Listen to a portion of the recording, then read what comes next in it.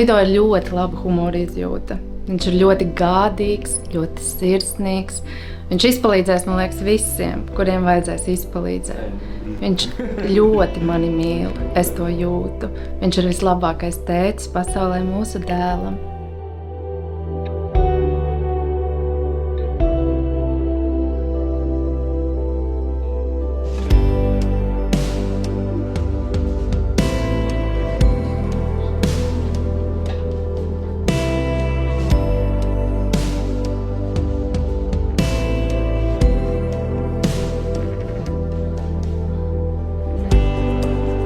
Man dod vislielākās mīlestības sajūta.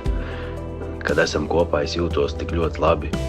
Jūtos, ka nekas nevar noiet greizi, ka viss būs labi. Viņa arī ir ļoti gādīga un mīļa mamma mūsu dēlam. Man ļoti patīk, ka mēs abi vienmēr saliekam sev kopējos ģimenes, tādus mazos dzīves mērķīšus un arī lielos. Un mums parasti plāni ir vismaz uz 5-10 gadiem uz priekšu, un tad mēs viņus kopīgi īstenojam.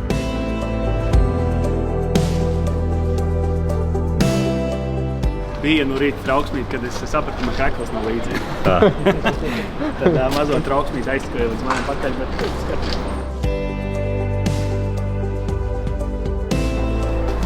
Vai cik tu skaisti. Nu, princese.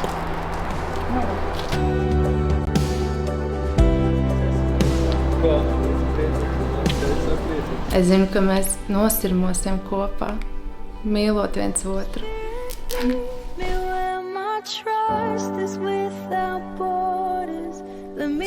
Tu uznāksi augšā pēc repītēm, un tur atnāks mācītājs, un to dos viņam.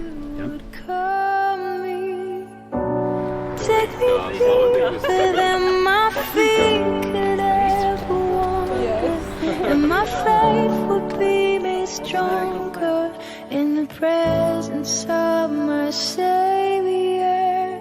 Tā svētība, tā mīlestība, tas, ko mēs patiešām viens otram nozīmējam, tas, ko mēs patiešām viens otram varam dot, tas slēpjās ļoti mazās lietās.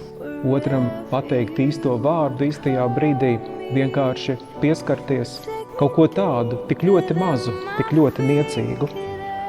Un tā patiesā mīlestība, tas mīlestības patiesīgums patiešām slēpjās, vai mēs spējam, mākam viens otru svētīt ar šīm vismazākajām lietām.